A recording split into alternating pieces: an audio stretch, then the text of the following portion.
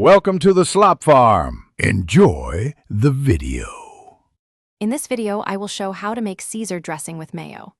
Whisk 1 cup mayonnaise with 2 tablespoons lemon juice and 1 teaspoon Dijon, then add 1 to 2 minced garlic cloves and 2 mashed anchovy fillets. Season with 1 teaspoon Worcestershire, 1/4 teaspoon salt, and 1/8 teaspoon black pepper, then fold in 2 tablespoons grated Parmesan. Chill briefly and serve on crisp ramen for best flavor. Blend slowly for a smooth, cohesive dressing by adding liquids a little at a time. If too thick, whisk in up to 2 tablespoons water or olive oil to reach your preferred texture. If too thin, add a teaspoon more mayonnaise or grated Parmesan.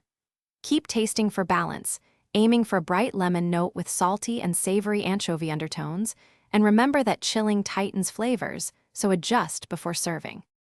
If this video is helping you, please subscribe and like so I can keep sharing easy recipes.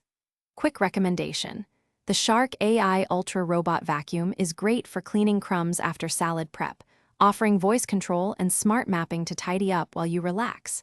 It genuinely saves time and keeps counters crumb-free, which I love when entertaining. Check the description for the link and other deals, and now let's get back to the video.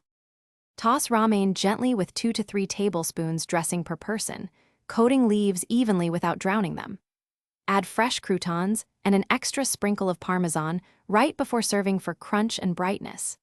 If making ahead, store the dressing in a sealed container in the refrigerator for up to 5 days and give it a quick whisk before use. Always taste after chilling and adjust lemon or salt as needed for freshness. Thanks for watching. Consider subscribing if we helped you today.